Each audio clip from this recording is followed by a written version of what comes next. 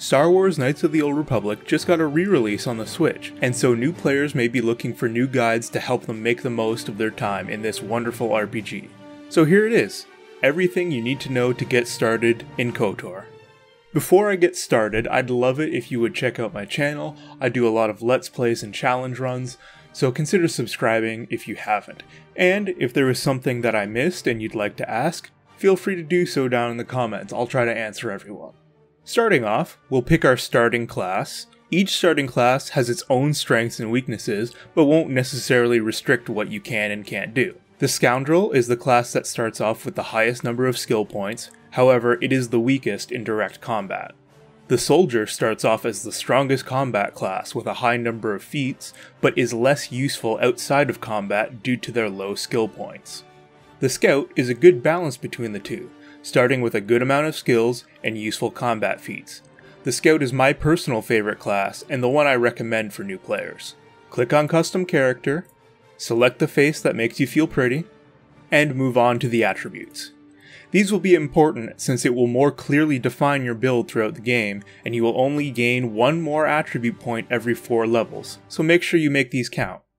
Strength, Dexterity, and Wisdom will be the primary attributes depending on how you or your party members fight. Strength for melee weapons like vibroblades or lightsabers, Dexterity for ranged weapons and bonuses to defense, and Wisdom for offensive force powers. You should decide early on what kind of fighting style you'll be using and focus on that. Constitution adds extra health and can be useful on anyone, but there are many ways to mitigate damage, so don't waste too many points on this. Charisma can be useful for force users, but also for the persuasion skill, the most important skill for the main character regardless of build, so I recommend putting a decent number into charisma.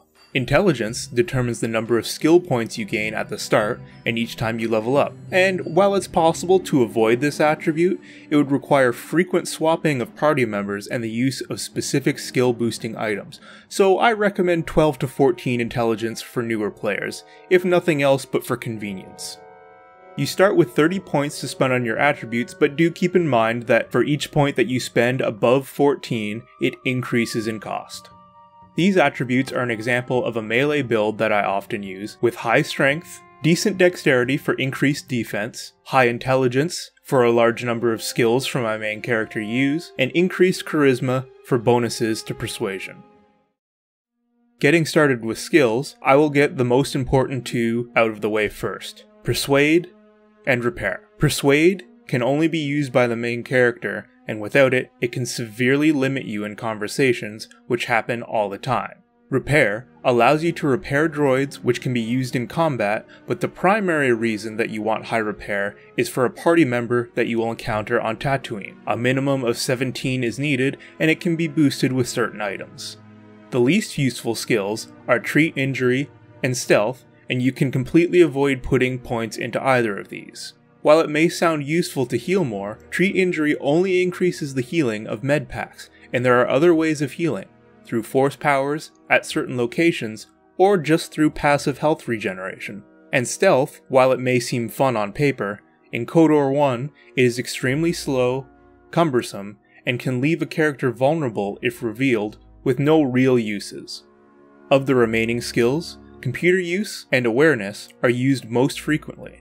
Computer Use can let you gain map information, disable enemy droids, weaken or even outright kill enemies, while Awareness is used to detect mines, which can seriously damage you if you aren't careful. Demolitions can be used to disable or even pick up mines detected by the Awareness skill, which can then be sold or used yourself. Security will let you open certain doors and gain access to different areas, but sees less use than the other skills. Note that there are items in the game called security spikes, which, due to a coding error, do not help with the security skill, and can be sold instead. Note that because of my starting class, and the number of intelligence points that I have 20 skill points to spend. This will be different depending on your starting class and your intelligence. These are the skills that I usually choose, but always remember to prioritize Persuade and Repair above all others. Moving on to Feats, these are passive bonuses that will make you more effective and are mostly combat related. The feats that should be prioritized are the ones that give you a bonus to your attack, your chance to hit. If you plan on using a single weapon, the dueling feat should be taken. If you plan on using a two-handed weapon or dual wielding, the two-weapon fighting feat should be taken instead. Finally, after the game opens up and you're able to travel to new planets, you may be wondering, where should you go first? While you can complete these planets in any order, it should be noted that the planets Tatooine and Kashyyyk each have a party member, so you may want to visit those two first. Additionally, Korriban has some special dialogue if you do it last. Anyway, that's all I have. Consider subscribing, and let me know if this was helpful. Be good out there.